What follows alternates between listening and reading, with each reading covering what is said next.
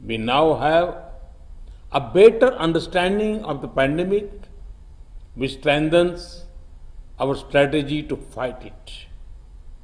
Most importantly, we have the vaccine, which is absolutely important to save lives and defeat the pandemic. 3 lakh से ज्यादा लोगों की मौत और 2 करोड़ 70 लाख से ज्यादा लोगों के कोरोना संक्रमित होने के बाद अगर महामारी के बारे में आपकी अच्छी समझ विकसित हो गई है तो यह आपके लिए बेहतर है। देशवासियों को इसका कोई लाभ मिलता हुआ नहीं दिख रहा है। आपने सही कहा कि हमारे पास अब वैक्सीन है, लेकिन सबसे बड़ी सच्चाई यह है कि वैक्सीन की उपलब्धता नहीं है। देश के ज्यादातर राज्यों में टीके की भारी किल्लत चल रही है। बड़ी तादाद में लोग टीकाकरण केंद्र से वापस घर जाने को मजबूर हैं। बहुत से राज्यों ने 18 साल के ऊपर के लोगों का टीकाकरण बंद कर दिया है, जिसमें दिल्ली, छत्तीसगढ़, महाराष्ट्र, कर्नाटक और राजस्थान प्रमुख हैं। अगर टीके की उपलब्धता ही नहीं होगी तो टीकाकरण कैसे करेंगे राज्य?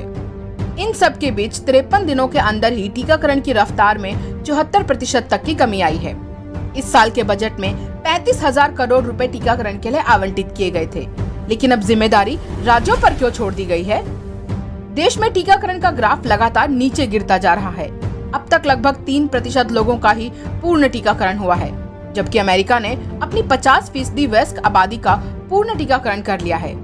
मोदी जी, ये बहुत अच्छी बात है कि आपको महामारी के बारे में देर से ही सही कम से कम अब समझ आ गया है, लेकिन अपनी समझ को अपनी कार्य प्रणाली में शामिल कीजिए।